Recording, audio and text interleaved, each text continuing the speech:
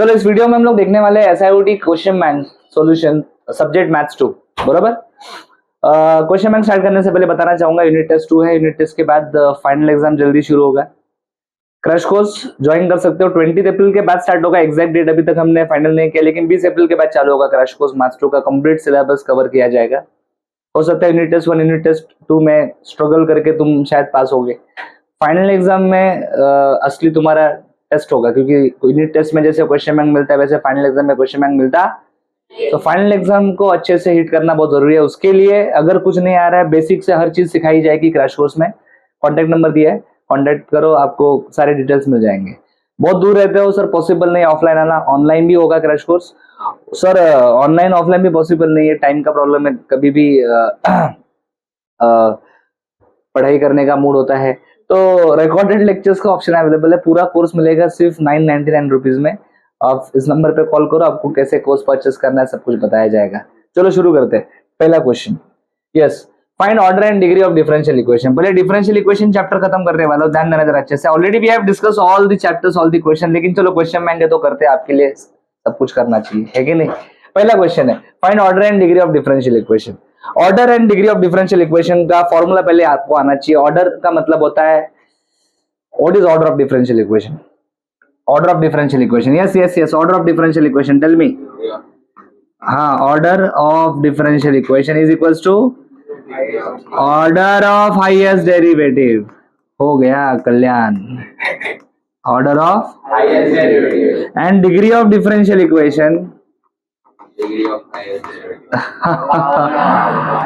Power of highest derivative, ऐसा कुछ है। एंड और एक चीज मैंने आपको बताई थी, before finding order and degree remove all roots. Roots को हटाओ। सर रूट है, हटाओ रूट को। कैसे हटाएंगे? Squaring both sides. हमेशा ऑर्डर एंड डिग्री फाइंड करने से पहले रूट को हटाओ। स्क्वेयरिंग बोथ साइड करेंगे तो ये डबल डेरिवेटिव है, ठीक है, इसका स्क्वायर हो जाएगा, रूट चला जाएगा। हमेशा रूट को हटाओ। रूट को हटाने के बाद ही आपको ऑर्डर एंड डिग्री चेक करना है। यस, रूट को हटा दिया। अभी चेक करो इसमें हाईएस्ट डेरिवेटिव कौन सा है। हाईएस्ट डेरिवेटिव मतलब बड़ा डेरिवेटिव, सबसे बड़ा डेरिवेटिव। यहाँ पे दो डेरिवेटिव्स मुझे दिख रहे हैं। यहाँ पे कितने डेरिवेटिव दिख रहे हैं मुझे? दो। तो बड़ा डेरिवेटिव कौन सा है सर? ये बड़ा है कि ये बड़ा है? ये फर्स्ट ऑर्डर है और ये सेकंड ऑर्डर है। हमेशा सेकंड ऑर्डर बड़ा होता है। तो this is your highest derivative. हाँ, this is your highest derivative, बरोबर। चलो ऑर्डर लिखते हैं। ऑर्डर मतलब मैंने आपको शॉर्टकट बताया था, मैंने कहा था ऑर्डर मतलब डी का पावर, डी का पावर। एंड डिग्री मतलब, जी हाँ, ब्रैकेट का पावर। Very good. डिग्री मतलब ब्रैकेट का पावर। यस और नो? तो चलो आंसर लिखते हैं। ऑर्डर और डिग्री क्या आएगा? Are you ready? चलो आप में से काफी लोग बता सकते हैं, सबको आता है रे, सबको सिखाया मैंने। ऑर्डर क्या आएगा? ऑर्डर मतलब डी का पावर बोला मैंने। डी ची पावर किती आहे? 2 लिहायचं मी ते। आणि डिग्री म्हणजे ब्रॅकेटची पावर। ब्रॅकेटची पावर किती आहे? 2। ऑर्डर पण 2 आणि डिग्री पण 2। नेक्स्ट क्वेश्चन बघूयात। सर नेक्स्ट क्वेश्चन मध्ये दोन्हीकडे रूट आहे, असू दे ना, काय फरक पडतो? यस, दोन्हीकडे रूट आहे, पण प्रॉब्लेम काय सर? लेफ्ट साइड में क्यूब रूट है, हाँ, और राइट साइड में स्क्वायर रूट है। राइट साइड में ऐसा रहेगा तो प्रॉब्लम जरूर होता है। ऐसे समय पे हम लोग क्या करते हैं? एलसीएम निकालते हैं। LCM of 3 and 2। मैं थोड़ा सा फास्ट कर रहा हूँ, हमें ज्यादा बड़ा वीडियो नहीं बनाना है, छोटा बनाना है, इसलिए फास्ट कर रहा हूँ। ऑलरेडी बहुत डिटेल में मैंने सब कुछ बताया है आपको रेगुलर बैच में। ये क्वेश्चन भी अपने नोट्स में ही है। कितना आता है? 6। सो ये 6 आने के बाद आपको क्या करना होता है? Taking 6 power on both side. Taking 6 power on both side. दोनों साइड में आपको 6 पावर लेना है। दोनों साइड में जब आप 6 पावर लोगे तो आपका अगला स्टेप जो होगा वो कुछ इस प्रकार से आपको दिखेगा। D square Y upon D X square 1/3 raise to 6, और यहाँ पे आएगा D Y by D X, बोलो, raise to half raise to 6। याद रखना हमेशा पावर का जो पावर होता है वो मल्टीप्लाई होता है कि नहीं? जल्दी बोलो, हाँ या ना? तो यहाँ पे भी पावर का पावर मल्टीप्लाई होगा। ये 3 और 6 मल्टीप्लाई होकर इधर 2 बचेगा, 2 और 6 मल्टीप्लाई होकर 3 बचेगा। तो मेरा अगला स्टेप आने वाला है D square Y upon D X square raise to 2 is equal to D Y by D X raise to 3। आप बताओ इसमें हाईएस्ट डेरिवेटिव कौन सा है? लेफ्ट वाला हाईएस्ट डेरिवेटिव है।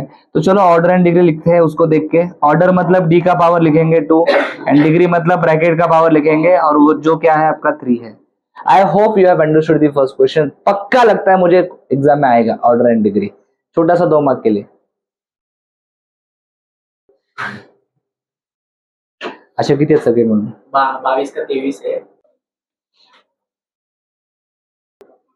चालू करे कधी class. Okay. Form differential equation. Differential equation form करना है. डिफरेंशियल इक्वेशन फॉर्म करने के लिए हम लोग डेरिवेटिव अप्लाई करते हैं, बोला आया ना. कितनी बार? जितने आर्बिट्री कांस्टेंट रहेंगे उतनी बार.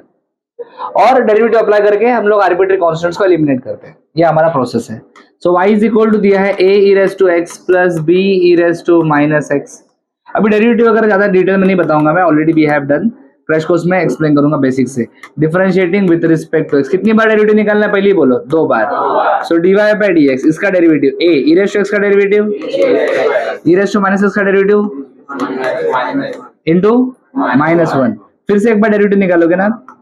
यस 2 बार डेरिवेटिव निकालना है. पहले इसको एक बार अच्छे से लिख लेता हूं. a into e raise to x plus minus minus b into e raise to minus x. फिर से एक बार इसको डिफरेंशिएट करेंगे. Differentiating with respect to x. बोलो ये डेरिवेटिव का अगर आप फिर से डेरिवेटिव निकालोगे तो डबल डेरिवेटिव मिलेगा, है कि नहीं. a e raise to x का derivative e raise to x minus b e raise to minus x का derivative e raise to minus x into -1. तो ये आ जाएगा double derivative a e raise to x minus और ये minus plus हो जाएगा b e raise to minus x. ये तो y है अपना, ये क्या है y. तो मैं क्या लिखूंगा, मैं लिखूंगा D square Y upon D X square is equals to y. y को लेफ्ट साइड में ले लीजिए. D square Y by D X square minus Y is equal to, बोलो इज इक्वल टू 0. इस प्रकार से आपका आंसर फाइनल हो गया. समझा गया? जल्दी बोला है ना. Very good. कंप्लीट करो. पॉजिटिव. चल अब है ना कान के जगह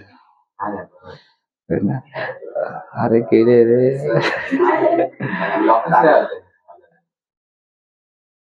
चलो हर क्वेश्चन सॉल्व करने के बाद वीडियो पॉज करके नोट डाउन करो, ठीक है. नोटबुक में सिर्फ देखो, मन तो दिमाग से निकल जाएगा. लिख कर रखो, समझ कर रखो. सॉल्व करना है. डिफरेंशियल इक्वेशन को सॉल्व करने के लिए आपको मैंने वेरिएबल सेपरेबल फॉर्म का टेक्निक सिखाया था. वेरिएबल सेपरेबल फॉर्म में क्या होता है, dy लेफ्ट साइड में dx. तो मैं क्या करूंगा, dx को राइट साइड में लेके जाऊंगा. तो मैं इसे ऐसा लिखूंगा dy इज इक्वल्स टू. उससे भी पहले मुझे लगता है वेरिएबल सेपरेबल फॉर्म में हम लोग x और y को सेपरेट करते हैं. यहाँ पे आपको x और y दिख रहा है क्या? यस. कहाँ पे दिख रहा है? पावर में दिख रहा है. x भी है और तो पहले लगता है मुझे यहाँ पे पावर सेपरेट करना पड़ेगा. क्या सेपरेट करना पड़ेगा? सो पावर में e का सेपरेट करूंगा. इसको ऐसा लिखूंगा e raise to 3x into e raise to minus 2y X square E raise to minus 2y. Notes का क्वेश्चन है, क्लास वर्क का चौथा question. dy by D X. अभी आप क्या करो, ई रेस टू माइनस 2y को कॉमन निकालो इधर से. इधर क्या बचेगा? E raise to 3x plus X. सही है. क्या ई रेस टू 2x बोलते हैं पागल, एक्स स्क्वायर है वो, है ना. चलो dx को राइट साइड में शिफ्ट कर दो. dx को राइट साइड में शिफ्ट करो. किया? जल्दी बोलो है ना. dx के साथ सिर्फ x के टर्म्स अलाउड होते हैं. ये y का टर्म चलेगा क्या? तो इसको लेफ्ट साइड में शिफ्ट कर दो. तो ये आ जाएगा 1 upon E raise to minus 2y dy. इधर मल्टीप्लाई हो रहा है तो इधर आके डिवाइड होगा ना. यस और नो. इधर बचेगा E raise to 3x plus X square dx. E raise to minus 2y को ऊपर ले लो.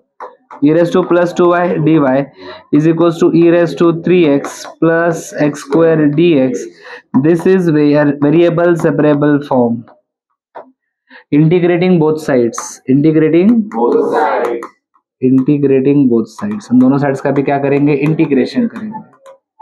लेफ्ट साइड में भी इंटीग्रेशन लगाएंगे. e रेस टू 2y का इंटीग्रेशन होगा. राइट साइड में भी इंटीग्रेशन लगाएंगे. इंटीग्रेशन होगा किसका? e raise to 3x plus X square dx. e raise to 2y का इंटीग्रेशन आएगा e raise to 2y upon 2. e raise to 3x का आएगा e raise to 3x upon 3. X square का आएगा x cube upon 3 plus c. बस integration solve करने के बाद आपको रुक जाना है. यही आपका सॉल्यूशन है गिवन डिफरेंशियल इक्वेशन का. आई hope you have understood this. समझ में आया क्या? जल्दी बोला है ना. Yes very good. Video pause करो, नोट डाउन करो अच्छे से. हाँ नेक्स्ट क्वेश्चन है. ये क्वेश्चन देख के आपको कौन सा टाइप याद आ रहा है डिफरेंशियल इक्वेशन का? इसमें 3 टर्म्स है. बोलो 3 टर्म्स है. 3 टर्म्स है. याद करो मेरा हिंट. 3 टर्म्स रहेगा तो लीनियर डिफरेंशियल इक्वेशन बोला था मैंने. क्या So this is linear differential equation of the form, linear differential equation का फॉर्म था dy by dx plus py is equals to q, where p is equals to, p मतलब y के बाजू वाला, y के बाजू वाला क्या दिख रहा है इधर, cot x, q मतलब राइट साइड वाला cosec x। चलो हम लोग सबसे पहले इंटीग्रेटिंग फैक्टर निकालते। क्या फॉर्मूला इंटीग्रेटिंग फैक्टर का है, e रेस टू, बोलो ना सब लोग, e raise to integration of p dx, p क्या है मेरा, cot x d। What is integration of cot x, log mod sin x। Formula नहीं आया तो कुछ नहीं आएगा, इसलिए फॉर्मूला के पीछे हम लोग हाथ धो के पढ़े थे ना। सो इंटीग्रेटिंग फैक्टर आ गया, जल्दी बोलो है ना। इंटीग्रेटिंग फैक्टर आने के बाद अभी हम लोग आगे बढ़ेंगे और अभी हम लोग फाइंड करेंगे इसका सॉल्यूशन। क्या फाइंड करेंगे इसका सॉल्यूशन। सॉल्यूशन का फॉर्मूला है, solution is y into integrating factor, integration of q into integrating factor dx plus c। Integrating factor मेरा आया है sin x, आप देख सकते हो sin x। Integration of q क्या है मेरा, cosec x into integrating factor is sin x dx plus c। आपको बस इस इंटीग्रेशन को सॉल्व करना है, बहुत ज्यादा मुश्किल इंटीग्रेशन नहीं है, बहुत सिंपल इंटीग्रेशन है। cosec किसका रेसिप्रोकल होता है, साइन का, और अभी ये साइन साइन क्या हो जाएगा मित्रों, कट हो जाएगा, बचेगा 1 का integration x plus c। So y sin x is equals to क्या आया, x प्लस c। उम्मीद करता हूं कि समझ में आया, ये भी नोट्स का क्वेश्चन है,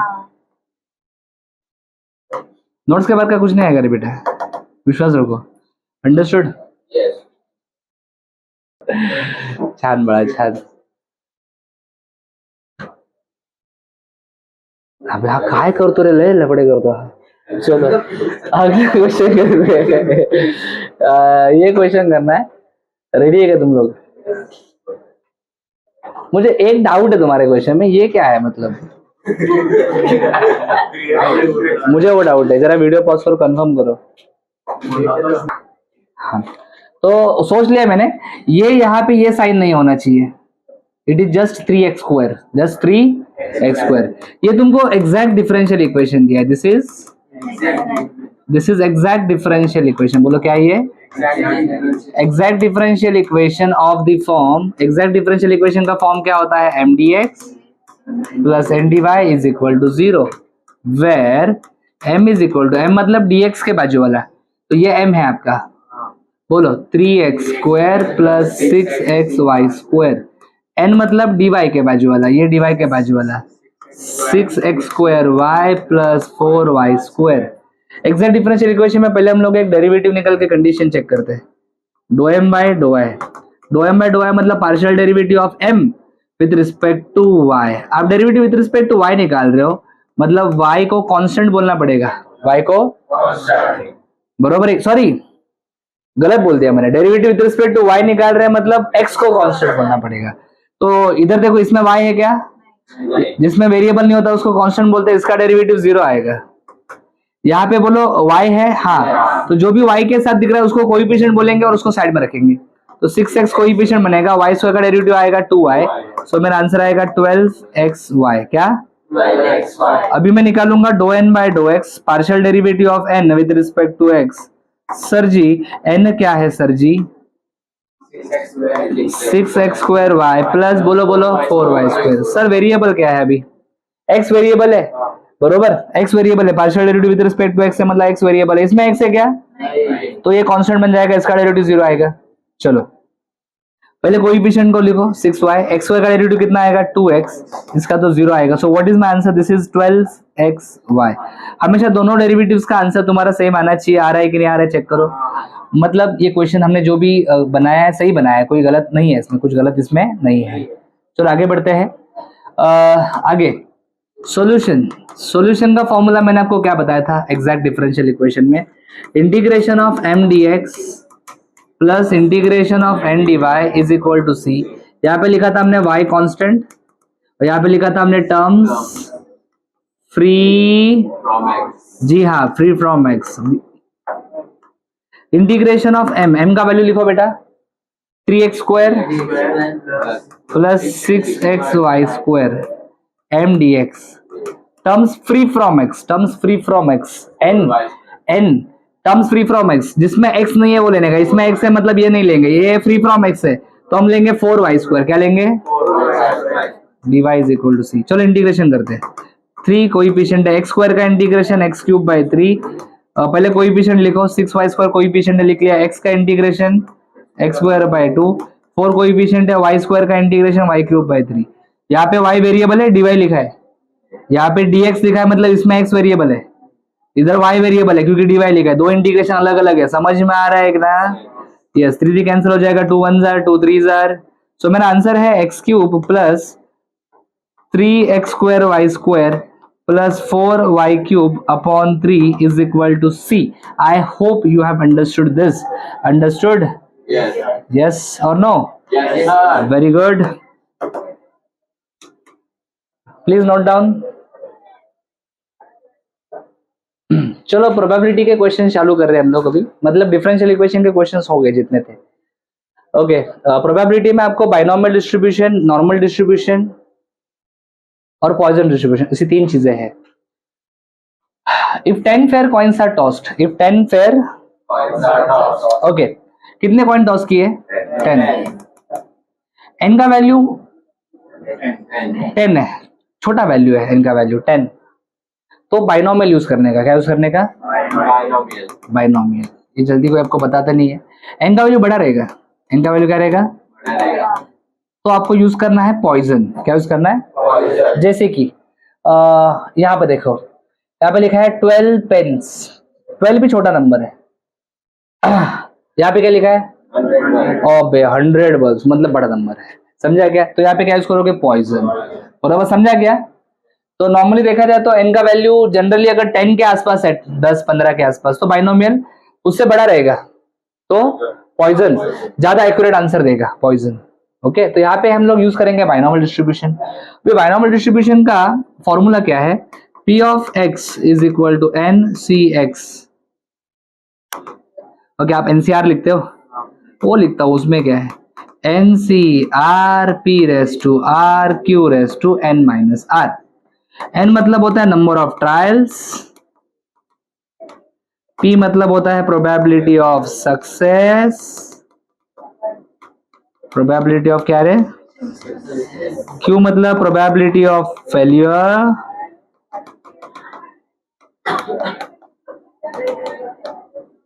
X मतलब नंबर ऑफ सक्सेसेस। बोलो,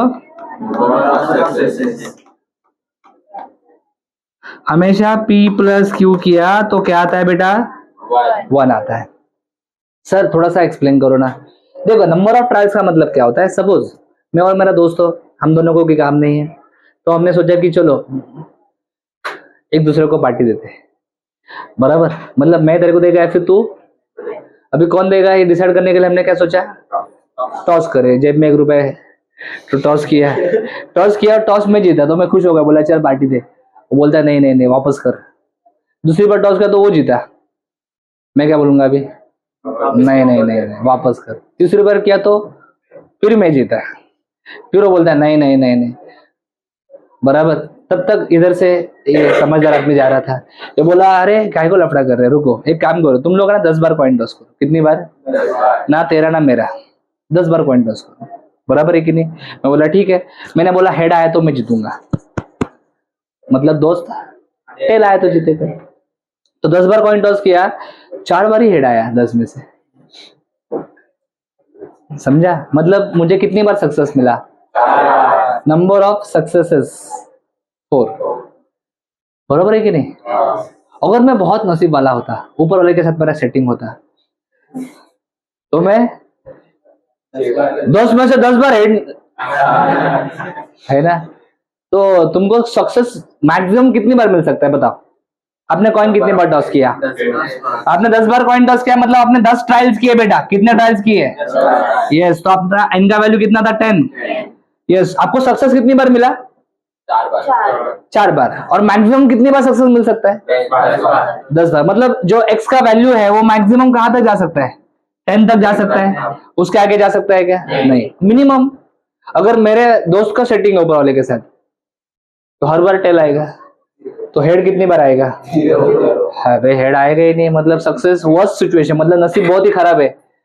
तो x का वैल्यू 0, तो x का वैल्यू हमेशा 0 से स्टार्ट होता है और कहां तक जाता है? 10 तक, मतलब n तक। समझा क्या? ये तो मैंने एक एग्जांपल दिया आपको, समझा? तो हमेशा x का वैल्यू 0 से स्टार्ट होगा और n तक जाएगा। p मतलब प्रोबेबिलिटी ऑफ सक्सेस, q मतलब प्रोबेबिलिटी ऑफ फेलियर। अगर कॉइन का क्वेश्चन है तो प्रोबेबिलिटी ऑफ सक्सेस मतलब प्रोबेबिलिटी ऑफ हेड कितना होगा? 1/2, एंड प्रोबेबिलिटी ऑफ फेलियर मतलब प्रोबेबिलिटी ऑफ टेल, वो भी कितना होगा? और 1/2 + 1/2 1 आता है कि नहीं आता है? हाँ आता है। समझा क्या? शॉर्ट में मैंने आपको कॉन्सेप्ट बताया बाइनोमियल डिस्ट्रीब्यूशन का, ठीक है। यहाँ पे कितने कॉइन टॉस किए सर? जल्दी बोलो, यहाँ पे कितने कॉइन टॉस किए? 10, तो n का वैल्यू कितना रहेगा? 10। कॉइन का क्वेश्चन है मतलब p 1/2, q भी 1/2। आगे, what is the probability that there are exactly 3 heads, मतलब कितने हेड्स आने चाहिए? 3 हेड्स आने चाहिए। फॉर्मूला आपको पता है, यूजिंग, जल्दी बोलो, यूजिंग फॉर्मूला। क्या फॉर्मूला है? P of R is equal to NCR P raised to R Q raised to N minus। तो हम लोग R की जगह पे 3 डालेंगे, N की जगह पे क्या लिखेंगे? 10C3 1/2 raised to R। R क्या है? 3 1/2 raised to N minus R, जो कि आएगा 7। अब ये कैलकुलेशन तुमको कैलकुलेटर पे करना है, जल्दी से वीडियो पॉज करो, कैलकुलेटर निकालो। चलो, कैलकुलेटर में कैसे डालने का? पहले 10 प्रेस करो कैलकुलेटर पे, किया? फिर शिफ्ट दबा के डिवीजन का बटन दबाओ, सी आएगा। क्या आएगा? सी। फिर 3 दबाओ, क्या दबाओ? 3, बरोबर है। इनटू ब्रैकेट डालो, ऐसा 1/2 डालो। कुछ ब्रैकेट में ऐसा आता है, कुछ ब्रैकेट में ऐसा डाल सकते हैं। जिनके कैलसी पे ऐसा वाला बटन है, एनडी का बटन, तुम लोग ऐसा डालो। पावर में 3, कुछ कैलसी पे ऐसा आएगा, कुछ कैलसी पे ऐसा आएगा। समझा क्या? फिर इनटू डालो 1/2 raised to 7 and press equal to 0.117। रुको जरा, कुछ करना बंद। इसके बाद कुछ कैलसी पे है ना, शिफ्ट दबा के एबीसी का बटन दबाने के बाद आंसर फ्रैक्शन में कन्वर्ट हो सकता है। शिफ्ट दबा के एबीसी का बटन दबा,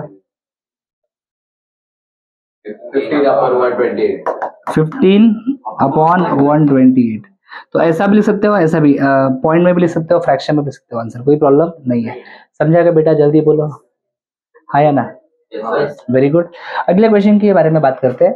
probability that a pen manufactured by company will be defective is 1/10। Probability दिया है 1/10 बेटा, बरोबर है? यस और नो? सर P 1/10 है तो Q क्या आएगा? इसको 0.1 लिख सकते हैं, 1 - P 1 - 0.1 0.9 आएगा। बोलो हाँ या ना। 12 सच पेन्स आर मैन्युफैक्चर्ड। ऐसे कितने पेन्स है? तो N आएगा आपका 12। फाइंड दी प्रोबेबिलिटी दैट, पहले क्या पूछा है? Exactly 2 will be defective. इसके पहले कैसे? एग्जैक्टली 3 हेड्स कुछ तो था। एग्जैक्टली 2 विल बी डिफेक्टिव मतलब R का वैल्यू क्या लेना है? तो P of 2 निकालना है। फॉर्मूला आपको पता है, NCR। बोलो NCR मतलब 12C2। पहले फॉर्मूला लिखो क्या? बोलो P of R is equal to NCR P raised to R Q raised to। तो आ जाएगा P of 2 10C2। P कितना है रे? हाँ 10 तो पहले क्वेश्चन में था। हाँ 0.1 raised to 2 0.9 raised to 10। So check करो आंसर क्या आता है प्लीज।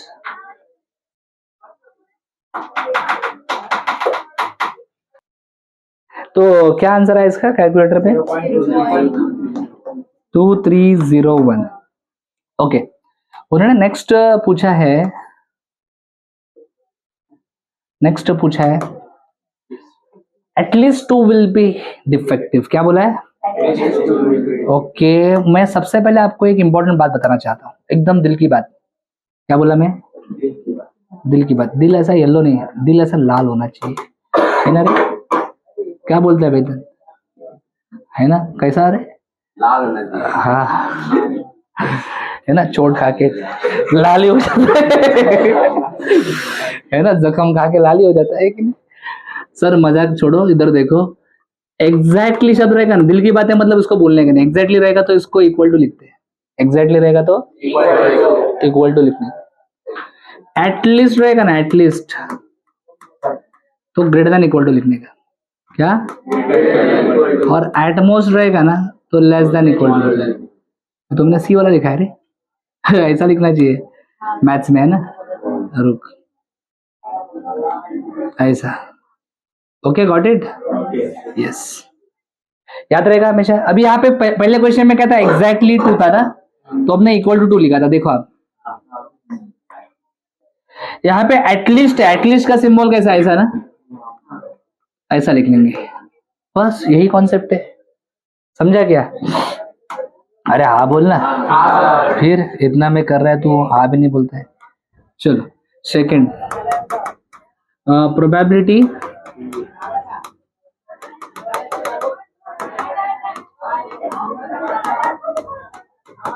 at least two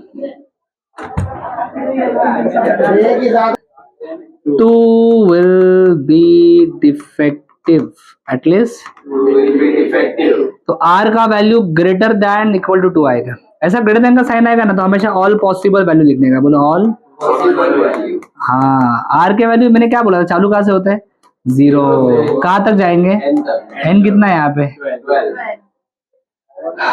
बरोबर है कि नहीं, थोड़ा बीच में और भी कुछ वैल्यू लिखता हूँ, 3 4, अभी जरा ध्यान से देखो मैं क्या बता रहा हूँ, listen very carefully, R greater than equal to 2 मतलब आर का वैल्यू 2 और 2 से बड़ा होना चाहिए, 2 और 2 से बड़ा होना चाहिए मतलब 2 चलेगा, 3 चलेगा, 4 5 6 7 8 9 10 11 12, बाप रे इतने कैलकुलेशंस करने पड़ेंगे, समझा मैं क्या बता रहा हूँ, बहुत सारे कैलकुलेशंस करने पड़ेंगे, अबे 2 से लेकर 12 तक सारे वैल्यू कैलकुलेट करने पड़ेंगे, इधर कैसे तुमने p ऑफ 2 निकाला था, वैसे p of 2 plus p of 3 plus p of 4 plus p of 5 plus p of 6, तकलीफ कितना होगा, बोलने में मेरे को तकलीफ हो रहा है कि नहीं, तो क्या कर रहे हैं ऐसे समय पे, समझदारी इसी में है, अगर ऐसा रहेगा तो क्या करने का, उल्टा करने का, बोलो 1 माइनस लिखने का, बोलो जो नहीं पूछा है उसका सॉल्व करने का, सर नहीं क्या पूछा है, ये सब तो पूछा है ना,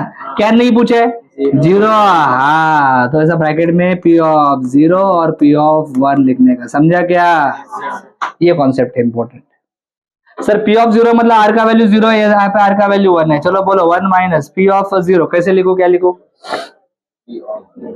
हाँ बोलो, इसमें डालो ना r की जगह पे 0, तो क्या आएगा 12c 0, बोलो 0.1 रेस टू 0, 0.9 रेस टू 12, बरोबर है,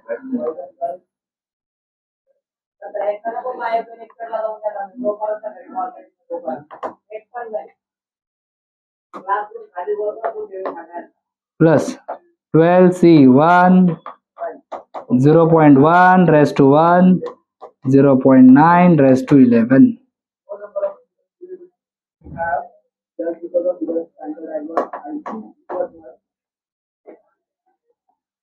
सॉल्व करो, कैलकुलेशन करो,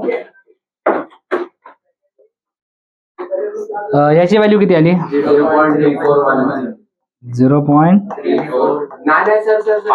नाही फायनल नाही, मला याची व्हॅल्यू सांग ना ती, 0.2824 याची व्हॅल्यू सांग, 0.8765 आणि पूर्ण फायनल 0.3411 परफेक्ट, अंडरस्टूड, लिहून घ्या व्यवस्थित।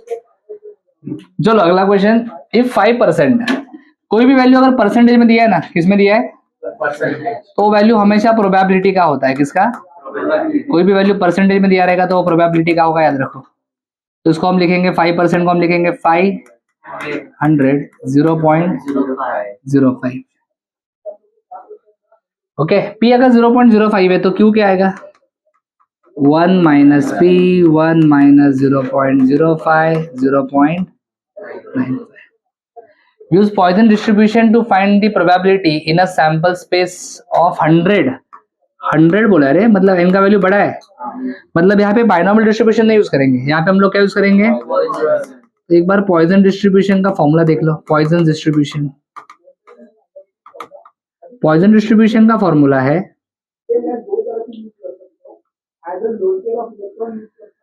P of R is equals to e raised to minus m, m raised to r upon r factorial। m का मतलब होता है मीन, m का मतलब क्या होता है मीन, और इसका फॉर्मूला है बेटा n into P. n into n और p तो आपको पहले से पता है। r का मतलब भी पता है, r मतलब नंबर ऑफ सक्सेसेस। मैंने यहाँ पे शायद x लिखा था, मुझे लगता है यहाँ पे देखना x लिखा है, अभी याद आया मुझे, मैंने x r। ओके जी, तो रेडी, शुरू करें। चलो, क्यू की जरूरत नहीं है पॉइजन डिस्ट्रीब्यूशन में, क्यू की जरूरत नहीं होती, क्यू की जरूरत नहीं होती। यस, चलो आगे बढ़ते। एन आ गया, पी आ गया। एन और पी आने के बाद आप लोग क्या निकाल सकते हो? अरे पेन का ऑप्शन किधर है? हाँ बोलो, एम निकालना पड़ेगा। M is equal to N into P. N कितना है? 100 इंटू पी है 0.05। क्या आ जाएगा? चेक करो कैलकुलेटर पे, 5। मतलब एम का वैल्यू 5 आ गया। उन्होंने पहला पूछा है नन इज डिफेक्टिव। क्या बोला है? None is defective. None is defective मतलब एक भी डिफेक्टिव नहीं है। मतलब आर का वैल्यू क्या लोगे आप? 0। फॉर्मूला बाजू में लिखा हुआ है ई ऑफ 0। आर की जगह पे 0 डालो, E raise to minus M, M की जगह पे 5 डालोगे, 5 रेस टू 0 अपॉन आर फैक्टोरियल मतलब 0 फैक्टोरियल। ये कैलकुलेटर पे ई रेस टू माइनस 5 निकालना आना चाहिए। कैसे निकालोगे?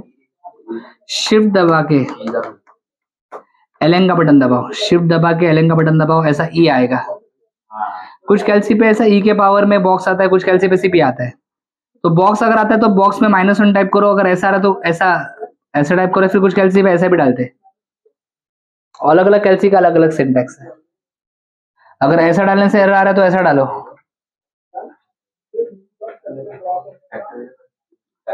फैक्टोरियल याद रखो, 0 फैक्टोरियल का वैल्यू 1 होता है, 1 फैक्टोरियल का वैल्यू भी 1 होता है, 2 factorial 2 into 1, 3 factorial 3 into 2 into 1, 4 factorial 4 into 3 into 2 into 1। Okay, 2 factorial is 2, ये आ जाएगा 6, ये आ जाएगा 24। समझ रहे हो? एनीथिंग रेस टू 0 ये भी पता होना चाहिए। एनीथिंग रेस टू 0, हाँ, anything raise to 0 is 1। Anything raise to 0 is 1, तो ये 1 हो जाएगा, बराबर है कि नहीं? ये 1 हो जाएगा, ये भी क्या हो जाएगा? 1। बोलो ई रेस टू -5 कितना आया? इधर -5 डालना है, सॉरी मैंने -1 बोला, -5 डालना है। ई रेस टू -5 है ना? 6.73 पक्का ना? देखो जरा कैलकुलेटर दिखाओ। 0.0067, ये आंसर है, परफेक्ट है। इसके बाद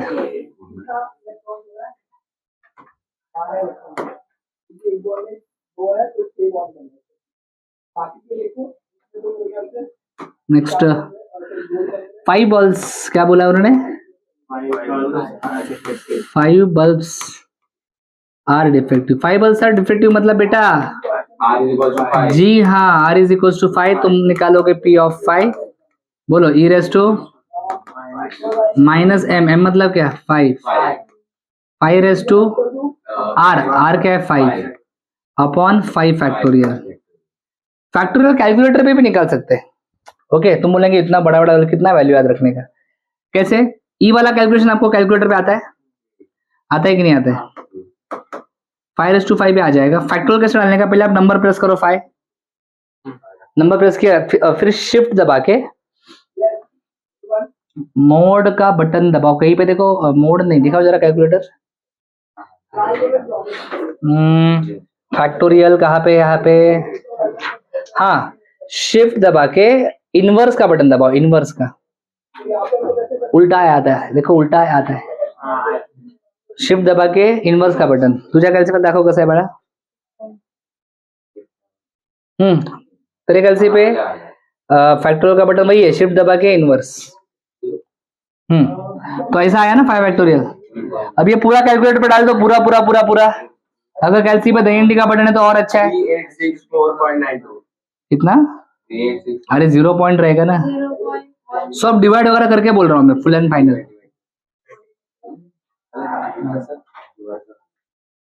कितना आ रहा है बोलो जल्दी सब लोग। 0.1. बगू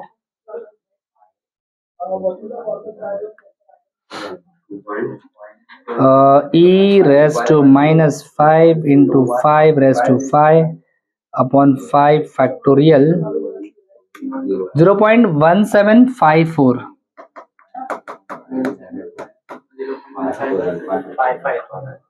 हाँ 5455 चलेगा। तो ये हो गया क्वेश्चन सॉल्व, अंडरस्टूड। कैलसी पे वैल्यू वैसे दिया है e raised to minus 5 का, लेकिन कैलकुलेटर पे भी निकाल सकते हैं, तो वो यूज करो, फिर कैलकुलेटर पे निकालो, बेस्ट से कैलकुलेटर पे निकालो, ज्यादा सही है। Understood, Yes, sir. गुड।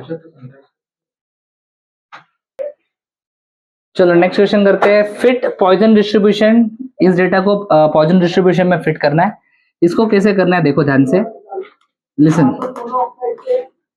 ये जो वैल्यूज आपको दिए हैं ये एक्स के वैल्यूज है, और ये जो वैल्यूज दिए है वो एफ आई के वैल्यूज है। आपको सबसे पहले मीन निकालना है। क्या निकालना है? मीन। मीन मतलब एक्स बार, या फिर जिसको हम लोग एम बोलेंगे।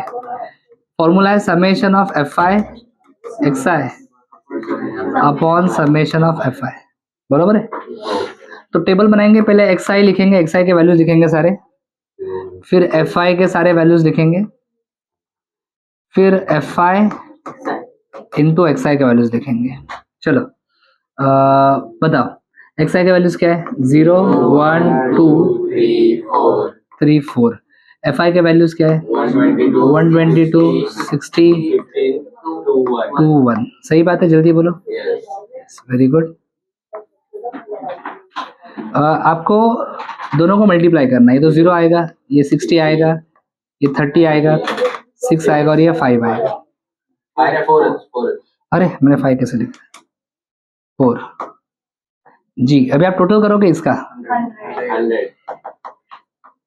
और इसका टोटल करोगे 200। बिल्कुल सही है, 200 आ रहा है।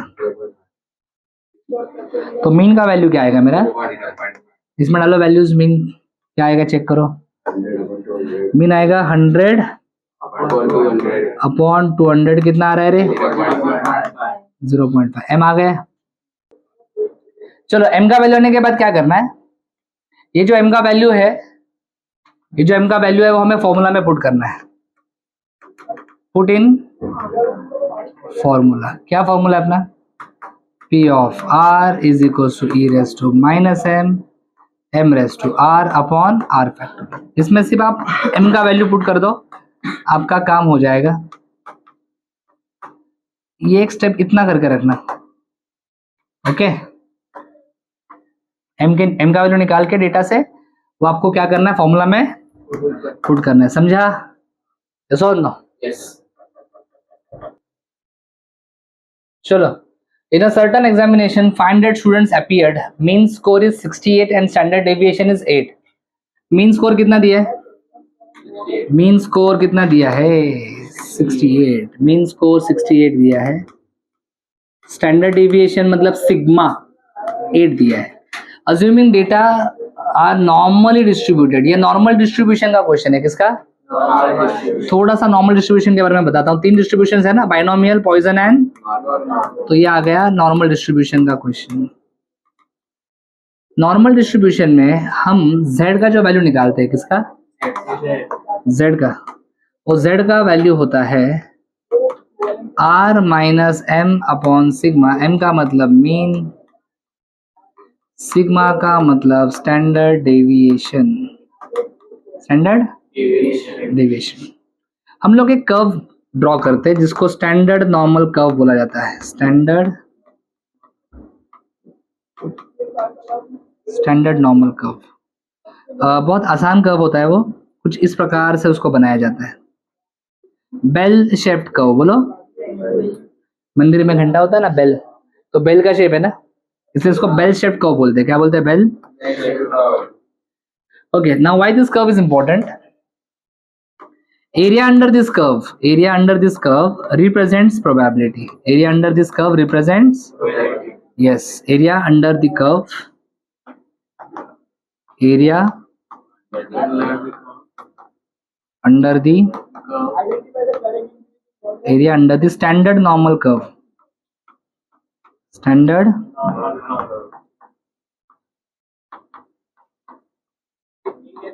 represents, क्या रिप्रेजेंट करता है बेटा? तो ये जो एरिया है ये प्रोबेबिलिटी को रिप्रेजेंट कर रहा है। आपको क्या पता है टोटल एरिया, टोटल प्रोबेबिलिटी क्या होता है? टोटल एरिया क्या होता है? सो टोटल एरिया, बोलो, टोटल एरिया जो होगा will be equal to total probability, क्योंकि एरिया रिप्रेजेंट कर रहा है प्रोबेबिलिटी को। टोटल एरिया मतलब टोटल प्रोबेबिलिटी क्या होगा? 1। तो ये टोटल एरिया कितना होगा? 1। अगर टोटल एरिया 1 है, नोटबुक, तो मुझे बताओ ये इतना एरिया क्या होगा? 0.5। और ये इतना एरिया क्या होगा? समझा? टोटल एरिया 1 होता है, राइट साइड का 0.5, लेफ्ट हैंड का 0.5 होता है, बराबर। अभी क्वेश्चन कैसे हैंडल करना है वो देखते हैं, ध्यान देना। ओके, एम और सिग्मा दिया है क्वेश्चन में। पहला उन्होंने क्या बोला है? Less than 50, less than 50, z is equal to x minus m upon sigma. यहाँ पे हम लोग x की जगह पे क्या डालेंगे? 50। तो ये 50 माइनस m मतलब कितना है? 68 अपॉन सिग्मा कितना है? 8। तो आ जाएगा माइनस 18 अपॉन, या फिर कैलकुलेटर पे करो जल्दी से, पॉइंट में आ जाएगा कुछ। 41.50 41.50 प्रॉपरली करो। 50 माइनस 68, उसको 8 से डिवाइड करो। Minus 2.25, yes, minus 2.25। क्या आया बोलो? माइनस, यस एवरीवन, माइनस क्या आया? 2.25। अरे सिंपल है, उसमें कौन सी बड़ी बात है, इजी है कैलकुलेशन, बरोबर। अभी क्या करना है सर? अभी तुमको वैसा कर्व बनाना है। अभी तुमको वैसा क्या बनाना है? कर्व। ये यहाँ पे मैं ऐसा कर्व बना रहा हूँ, बेल शेप कर्व। ये जो वैल्यू आपको मिला है पॉजिटिव मिला है कि नेगेटिव मिला है? ये वैल्यू तुमको नेगेटिव मिला है। नेगेटिव मिला रहेगा तो लेफ्ट साइड में लाइन खींचेंगे कि राइट साइड में खींचेंगे? ये जो सेंटर लाइन होता है वो z इज इक्वल टू 0 होता है। तो 0 के लेफ्ट में आता है ना नेगेटिव वैल्यू, ये वैल्यू नेगेटिव है, तो लेफ्ट साइड में एक लाइन खींचने का, तो लिखने का z is equal to minus 2.25। Okay, अभी क्वेश्चन में क्या बोला है? लेस देन बोला है। क्या बोला है? अगर लेस देन बोला है तो लेफ्ट हैंड साइड का एरिया लेना है आपको, और क्वेश्चन में अगर ग्रेटर देन बोला है, क्या बोला है? तो राइट हैंड साइड का एरिया आपको निकालना है। समझ रहे हो मैं क्या बता रहा हूँ? ये सोनो, इसे भूलना मत, दिस इज इंपॉर्टेंट, याद रहेगा हमेशा कब क्या लिखना है। अंडरस्टूड? चलो ध्यान देना। अभी इधर लेस देन लिखा है मतलब लेफ्ट साइड का एरिया, बोलो। तो इस लाइन के लेफ्ट साइड का एरिया मतलब ये वाला एरिया आएगा। This area you have to find, this area you have to. अभी कैसे फाइंड करेंगे, इसका फॉर्मूला क्या है, डिस्कस करते हैं। सब रेडी? चलो, आसान है, मुश्किल नहीं है, ध्यान से देखो। ये क्या है? z is equal to 0। ये क्या है? माइनस 2.25। तो ये जो एरिया आपको बीच में दिख रहा है क्या, ये कहां से कहां तक? यहां से यहां तक। इस एरिया को हम लिखते हैं A2.25। क्या नाम देते हैं उसको? A2.25। बच्चा बोलता सर माइनस क्यों नहीं लिखा आपने? अरे एरिया कभी नेगेटिव होता है क्या? नहीं। भले आपका z का वैल्यू नेगेटिव हो, एरिया तुमको पॉजिटिव लिखना है हमेशा। अभी मुझे बताओ ये इतना एरिया कितना है? 2.25। और ये क्वेश्चन में दिया रहता है, समझा क्या? यस, हमें ये वाला एरिया निकालना है। मैं अगर आपको ऐसा बताऊं, थोड़ा ध्यान से सुनना मैं क्या बता रहा हूं, थोड़ा ध्यान से सुनना। रेडी? सपोज मैंने इसको बोला एरिया नंबर 1 और इसको बोला एरिया नंबर 2, तो मुझे बताओ area number 1 plus area number 2 कितना आएगा? Area number 1 plus area number 2 करोगे तो बेटा ये वाला एरिया आ रहा है ना, अरे लेफ्ट साइड का एरिया आ रहा है ना। हाँ, कितना होता है वो? 0.5 होता है, बराबर है कि नहीं? 1 प्लस 2 कितना होता है? 0.5 होता है। एरिया बोल रहा हूं मैं, एरिया 1 प्लस एरिया 2 0.5 आएगा। अपने को कौन सा एरिया चाहिए? 2 वाला, तो 1 को उधर भेज दो, बराबर, तो क्या आएगा 0.5 माइनस एरिया 1 ना रे, मतलब क्या लिखूं मैं 0.5 minus 0.341. 0.343 कहाँ से निकला? अरे तो वन नको घेऊ बाबा, सोनिया तो नको घेऊ वन, पिंट्या तो नको घेऊस वन, हे मी प्रेमाने बोलतोय बरं का. हा कलर कुठला आहे का?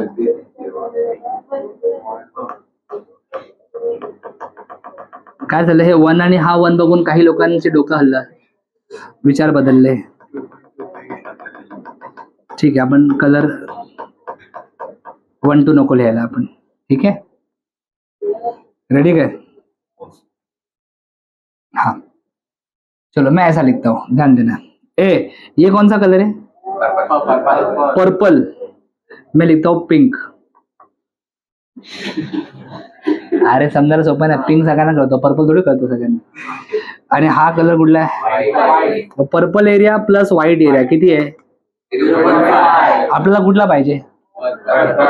पर्पल पाहिजे, म्हणजे पिंक पाहिजे, ठीक आहे. म्हणजे pink area is equal to 0.5 minus white area. समजलं का?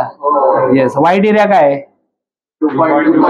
आता गेलो डोक्यात, काय सांगतोय काय पण बोलते. हाँ तो कैसा लिखने का? यस, प्रोबेबिलिटी ऑफ हमें क्या चाहिए? लेस देन 50 ना. यस, एक्स इज एक्स या फिर आर इज, इधर भी तुम लोग आर लिख सकते हो, हमने आर लिखा है ना. R less than 50 is equal to क्या लिखने का? बोलो कौन सा एरिया रे?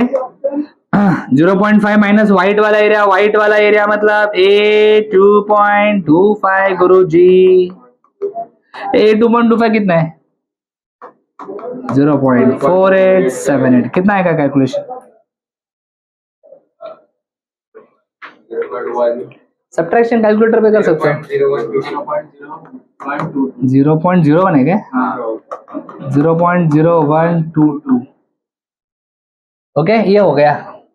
अभी नेक्स्ट क्या है बोला उन्होंने? More than 60. चलो मोर देन 60 करता हूँ. Second part, more than 60. Sir more than 60, z is equal to, पहला फॉर्मूला बोलो, r minus M upon sigma. r की वैल्यू कितना लेंगे हम लोग? 60 माइनस m कितना दिया है? m 68 दिया है, सिग्मा 8 दिया है, ये आ जाएगा -1 बराबर. चलो डायग्राम बनाते हैं. ये z इज इक्वल टू 0 होता है. तुम्हारा कर्व बनाओ, इधर टच नहीं करने का कर्व कभी. ये लाइन किधर खींचोगे? राइट में खींचोगे कि लेफ्ट में खींचोगे? लेफ्ट में खींचेंगे. ये लाइन खींच लिया, z इज इक्वल टू -1. इस लाइन के राइट का एरिया लोगे कि लेफ्ट का एरिया लोगे? मोर देन बोला है. अगर इंग्लिश थोड़ा सा भी आता रहेगा ना, तो मोर देन का मतलब होता है ग्रेटर देन. मोर देन का मतलब क्या होता है? मतलब राइट साइड का एरिया निकालने का है. इस लाइन के राइट साइड में जितना भी एरिया है वो सब फाइंड करना है. ये पूरा एरिया फाइंड करना है. समझ में आ रहा है कि मैं क्या बता रहा हूँ? बरोबर. अभी मुझे एक बात बताओ, यहाँ पे ये एरिया कितना होगा रे? यहाँ से लेके यहाँ तक का एरिया, ये एरिया कितना होगा? ये तो 0.5 होता है. और ये इस एरिया को आप क्या नाम दोगे? ये 0 से कहाँ तक है, तो इस एरिया को आप क्या नाम दोगे? इस एरिया को आप नाम क्या दोगे? A1. क्या नाम दोगे? जैसे यहाँ पे देखो ना, ये 0 से कहाँ तक था? ये 0 से कहाँ तक था? इसलिए इसको हमने क्या नाम दिया था? इसको हमने नाम दिया था A2.25. वैसे ये जो एरिया है अपना, ये 0 से कहाँ तक है? -1 तक, तो उसको हम लोग नाम क्या देंगे? A1. तो जो पर्पल कलर का जो पूरा एरिया आपको निकालना है वो होगा 0.5 plus A1. Very good, 0.5 plus A1. तो यहाँ पे लिखूंगा मैं probability of R more than 60, मतलब ऐसा लिखना पड़ेगा, is equal to 0.5 plus A1. A1 आपको क्वेश्चन में दिया गया है बेटा. A1 का वैल्यू क्वेश्चन में क्या दिया है? 0.3413. 0.3413 ये आ जाएगा 0.8413. ओके, उल्टा हो गया. 8413. Got it? अंडरस्टूड? समझ में आ गया? Very good. So we have done with all the questions of differential equation and probability के binomial, Poisson और normal distribution का भी क्वेश्चन किया. यहाँ पे हम लोग सेशन को एंड कर रहे हैं. Thank you, all the best. Thanks for watching. अगर आपको वीडियो अच्छा लगा है, लाइक करो, कमेंट करो, अपने दोस्तों के साथ शेयर करो, चैनल को सब्सक्राइब करो. For complete course download Ganesh academy e learning app. For future updates hit the bell icon. Thank you.